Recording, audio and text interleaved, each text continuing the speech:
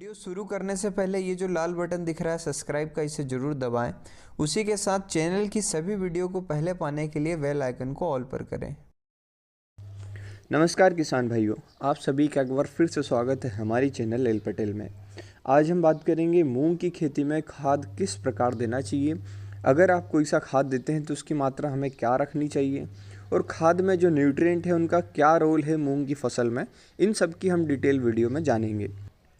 अगर हम इस बारे में बात करें तो मूंग की खेती 2 सीजन में की जाती है। एक होता है बारिश का सीजन, दूसरा होता है ग्रीष्मकालीन सीजन। लेकिन दोनों में ही खाद की आवश्यकता सेम होती है, मतलब आपको मिट्टी में न्यूट्रिएंट इतने देने ही पड़ते हैं, चाहे आप गर्मी में बोइए या फिर आपको बरसात में बोना है। तो ये आपके ऊपर डिपेंड करता है कि आप किस सीज़न पे बो रहे हैं, लेकिन खाद जो है वो कितना लगेगा उसके बारे में हम बात करते हैं। अगर हम गवर्नमेंट मानक की बात करें कि गवर्नमेंट कितना खाद रिकमेंड करती है मूंग की फसल में, तो वो कहती है कि नाइट्रोजन जो है वो आपको 8 किलोग्राम प्रति एकड़ डालना होगा, फास्फोरस आपको 16 किलोग्राम प्रति एकड़ डालना होगा, पोटाश आपको 8 किलोग्राम प्रति एकड़ डालना होगा। वहीं अगर हम सल्फर की बात करें तो ये 10 किलोग्राम प्रति एकड़ आपको चलेगा। इसका मतलब ये कि ये 4 न्यूट्रिएंट की मात्रा जो है आपको मूंग की फसल में रखनी ही है। उसके अलावा आप एक्स्ट्रा जो पोषक तत्व हैं वो अलग से डाल सकते हैं।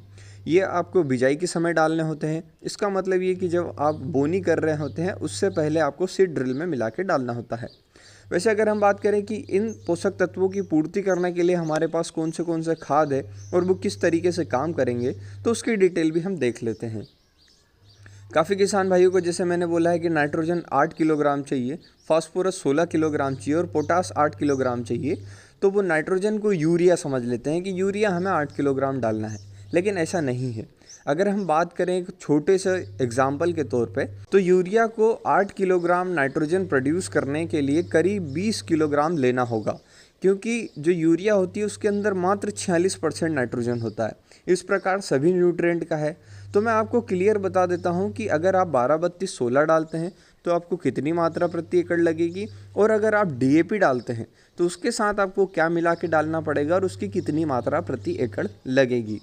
अगर हम बात करें कि अगर हमें 12-32-16 डालना है तो 12-32-16 में नाइट्रोजन 12% है, फास्फोरस आपको 32% मिलेगा और 16% आपको पोटाश मिलेगा। अगर आप तीनों पोषक तत्वों की पूर्ति करना चाहते हैं मूंग की फसल में, तो आपको 50 किलोग्राम प्रति एकड़ 12-32-16 डालना होगा।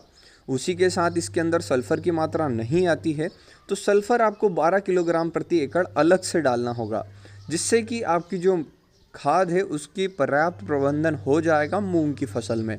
अगर हम बात करें कि आपको डीएपी डालना है, अगर आप डीएपी डालते हैं तो 40 किलोग्राम प्रति एकड़ पे आपको डीएपी डालना होगा।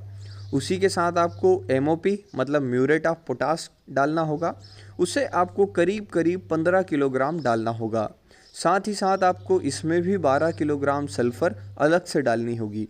ये जो 12 किलोग्राम सल्फ़र मैं बता रहा हूँ, ये बेंटोनाइट सल्फ़र है जो कि 90% में आती है। काफ़ी किसान भैया मुझे बोलेंगे कि बेंटोनाइट तो बहुत धीरे से रिलीज़ होता है और इसका लॉन्ग टाइम प्रोसीजन है, तो होने से कोई दिक्कत नहीं होती है। जो मूंग की फसल होती है उसके समय पर टेम्परेचर बहुत ज़्यादा होता है, इसलिए बेंटोनाइट बहुत आसानी से उस समय ब्रेक हो जाता है और पौधों को धीरे धीरे मिलते रहता है, जिससे कि उसकी वेजिटेटिव ग्रोथ काफ़ी अच्छी रहती है। इसलिए आपको सल्फ़र तो इस फसल में डालना ही होता है। अब अगर हम बात करें इनके बजट के बारे में, मतलब कितना खर्च हमें आ जाएगा, तो अगर आप 12-32-16 के साथ सल्फ़र डालते हैं 12 किलोग्राम प्रति एकड़, तो ये आपको करीब 1650 के करीब तक पड़ जाएगा। वहीं अगर आप डीएपी में एमओपी और सल्फ़र मिलाकर डालेंगे तो इसकी कॉस्टिंग की अगर हम बात करें तो ये लगभग आपको 1790 रुपये पड़ेगा। तो ये एक एवरेज कैलकुलेशन है जिसमें आप देख सकते हैं कि आप डीएपी अगर डालते हैं तो आपको थोड़ा सा नुकसान ज़्यादा सहन करना पड़ता है। वहीं अगर आप 12-32-16 लेते हैं तो आपको ज़्यादा अच्छे रिजल्ट मिलते हैं, वहीं कॉस्टिंग में भी कम पड़ता है। तो जो भी किसान भाई अभी मूंग की फसल लेना चाहता है वो मेरी इस बात को ध्यान रखे कि वो 12-32-16 का उपयोग करे। अगर उसे पर्याप्त मात्रा में डालना है तो 50 किलोग्राम प्रति एकड़ डालें।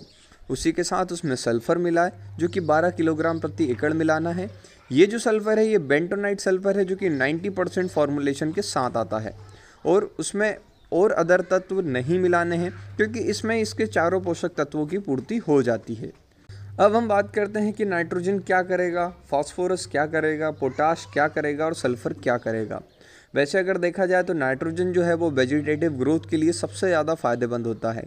किसी भी फसल को इनिशियल ग्रो करने के लिए, मतलब अंकुर निकालने के बाद उसे बाहर आने तथा उसके नए पत्तों का फॉर्मुलेशन करने में नाइट्रोजन सबसे ज़्यादा सहायक होता है।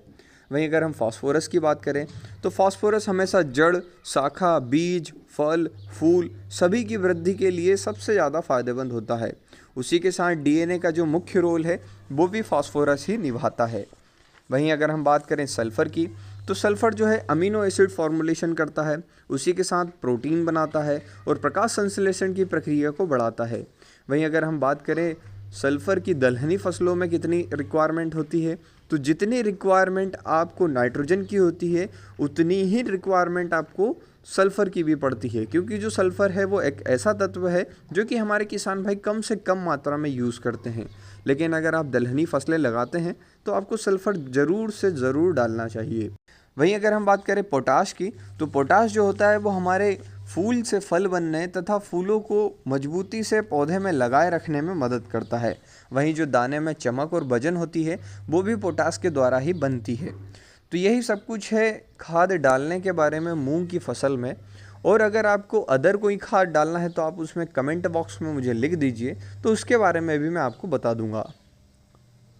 बाकी अगर आपको वीडियो पसंद आया हो तो इसे लाइक करें, साथ ही चैनल को सब्सक्राइब करना ना भूलें। धन्यवाद।